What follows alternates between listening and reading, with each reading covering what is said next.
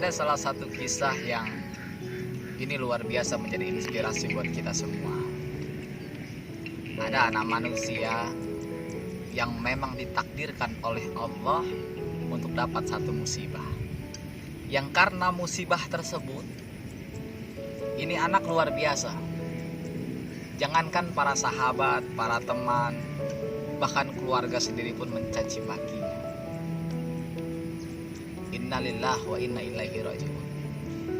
Semua yang datang pada Allah akan kembali kepada Allah, termasuk masalah ini. Hingga satu ketika ini pemuda yang memang ya bisa dikatakan biasa saja mendapatkan satu musibah yang sampai keluarganya pun mencaci makinya. Gak ada orang lain yang percaya sama dia.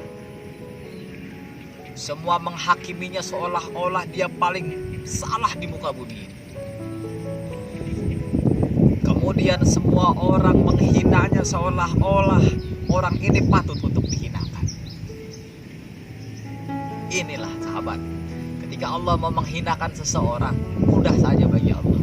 Ketika Allah mau memuliakan seseorang, mudah juga bagi Allah. Ya arada syai'an ayyakuna lahu kun fayakun. Suka-suka Allah mau gaya apa? Karena sejatinya tabarakalladzi biyadihil mulk wa huwa 'ala kulli syai'in qadir. Allah ini yang punya kerajaan.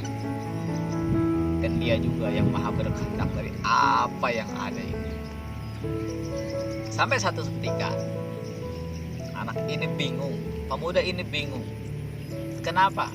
Karena nggak ada satupun orang yang kemudian mau percaya kepada dia, mau mendengarkan penjelasan dia, mau kemudian mengulurkan tangannya untuk membantunya bangkit kembali dalam keterpurukan masalahnya.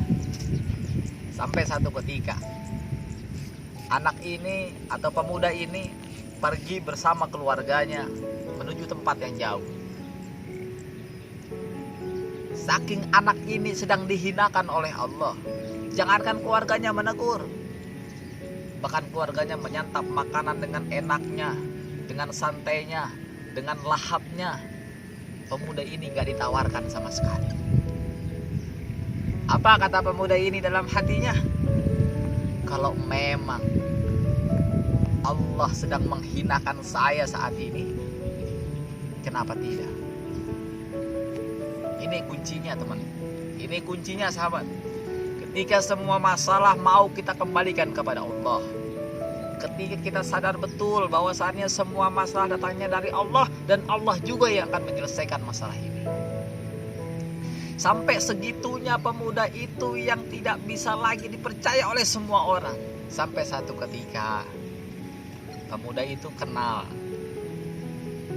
dengan seorang guru yang kemudian mengajarkan ia dengan satu ayat, namun dipegang teguh dengan ayat itu. Toha ayat 6, yang artinya miliknya lah, milik Allah yang ada di langit, yang ada di bumi, yang ada di antara keduanya, dan yang ada di dalam tanah. Masya Allah. Ayat ini yang memperkuat si pemuda tadi. Ditambah lagi dengan Allah yang mengatakan wa huwa 'ala kulli syai'in qadir. Allah maha berkehendak dari apa yang dia miliki.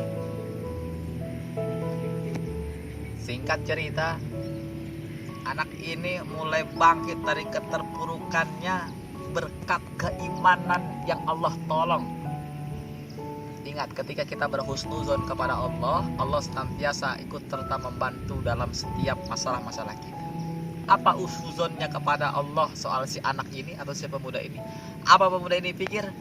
Jika memang Allah memberikan aku cobaan yang amat besar seperti ini, kemudian Allah juga yang membimbingku menuju satu hati yang kemudian bisa tersentuh dengan ayat-ayat Quran, berarti aku merupakan bagian dari cara Allah untuk memberikan kabar kepada orang-orang bahwasannya siapa yang kemudian dekat dengan Allah ketika punya masalah, tiada yang tidak mungkin bagi Allah. Dan mungkin bisa jadi karena masalah itu menjadikan kita cinta kepada Allah Subhanahu wa ta'ala. Ujian Setelah dia rajin sholat, setelah dia kemudian rajin ibadah, kemudian dia rajin mengaji, apa yang dikatakan oleh orang-orang sekitarnya? Tumben ente sholat, tumben ente ngaji, ente kalau ada masalah baru ngaji. Hei, kata pemuda itu dalam hatinya. Sahabat, jangan pernah mencaci maki orang yang sedang berjuang menuju sesuatu yang jauh lebih baik.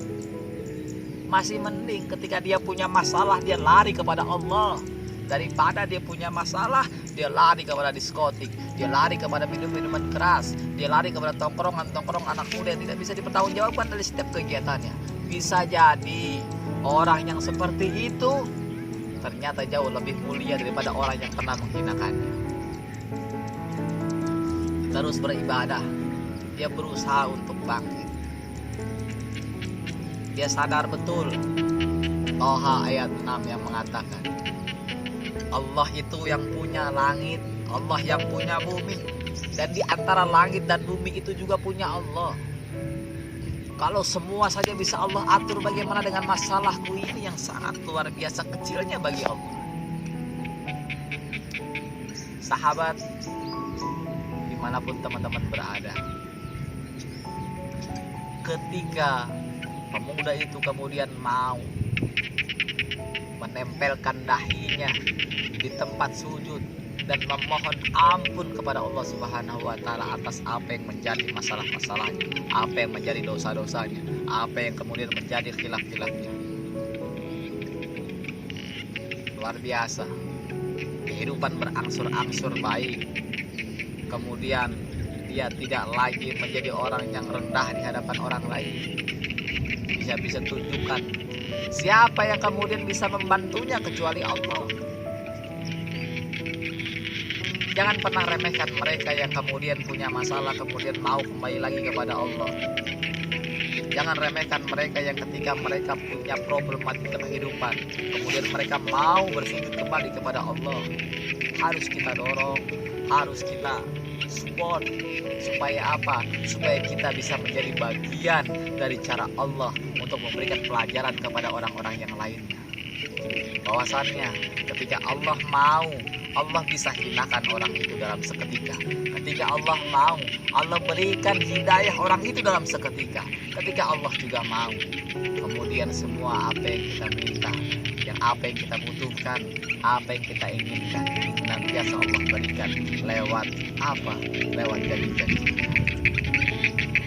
Dari kisah ini teman-teman, kita bisa ambil kesimpulan bahwasannya kemana kita harus pergi ketika kita punya masalah, kemana kita harus mengadu ketika kita punya problematika, kemana kemudian kita harus menjadikan kiblat kita dalam mencari kebenaran saat punya masalah.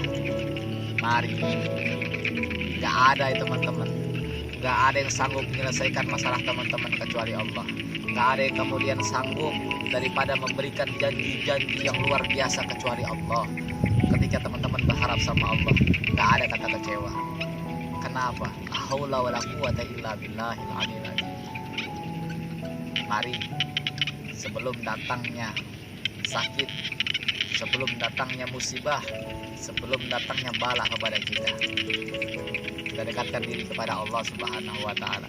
Siapa orang yang kemudian dia dekat dengan Allah Subhanahu wa taala melalui para gurunya, melalui para habaib, melalui para ulama, melalui para orang-orang soleh yang senantiasa dekat dengannya, bukan tidak mungkin pertolongan Allah akan datang kepada teman-teman semua yang punya masalah. Semoga kisah ini bisa menginspirasi bagi kita semua. Buat teman-teman yang belum subscribe, like, dan share,